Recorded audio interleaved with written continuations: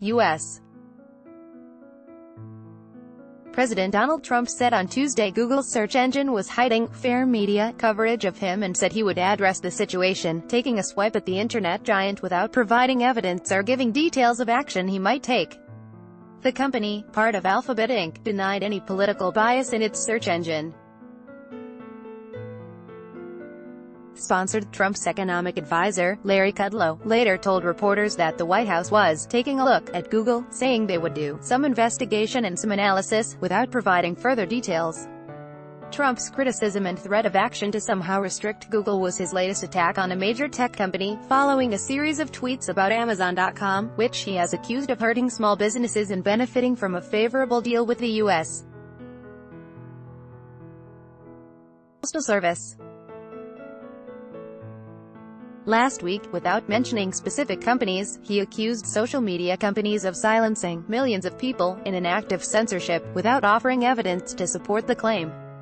In several tweets on Tuesday, the president said Google search results for Trump News showed only the reporting of what he terms fake news media, saying this was rigged against him and others. Blaming Google for what he said was dangerous action that promoted mainstream media outlets such as CNN and suppressed conservative political voices, Trump added, "This is a very serious situation, will be addressed." He did not offer any details. Google said in a statement that its search engine is not used to set a political agenda and we don't bias our results toward any political ideology. We continually work to improve Google search and we never rank search results to manipulate political sentiment. U.S. Member of Congress Ted Lieu, a Democrat, said in a tweet directed at Trump, if government tried to dictate the free speech algorithms of private companies, courts would strike it down in a nanosecond. Shares of Alphabet fell 0.3% to $1,252.98.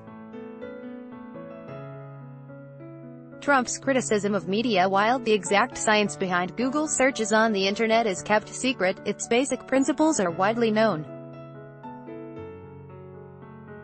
Search results on Google are generated by a variety of factors measured by the company's algorithms. They include determining a site's relevance by counting the number of links to the page. Other factors such as personal browsing history and how certain keywords appear on the page also affect how pages are ranked.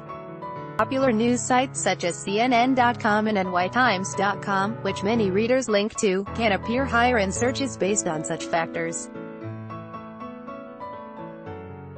Trump has long criticized news media coverage of him, frequently using the term fake news to describe critical reports. Earlier this month, he accused social media companies, which include Twitter Inc. and Facebook Inc., of censorship. Trump's accusation of bias on the part of Google comes as social media companies have suspended accounts, banned certain users and removed content as they face pressure from the U.S. Congress to police foreign propaganda and fake accounts aimed at disrupting American politics, including operations tied to Iran and Russia. Companies such as Facebook and Twitter have also been pressed to remove conspiracy-driven content and hate speech. Tech companies have said they do not remove content for political reasons. Some Republican U.S. lawmakers have also raised concerns about social media companies removing content from some conservatives, and have called Twitter's chief executive to testify before a House of Representatives panel on Sept. 5.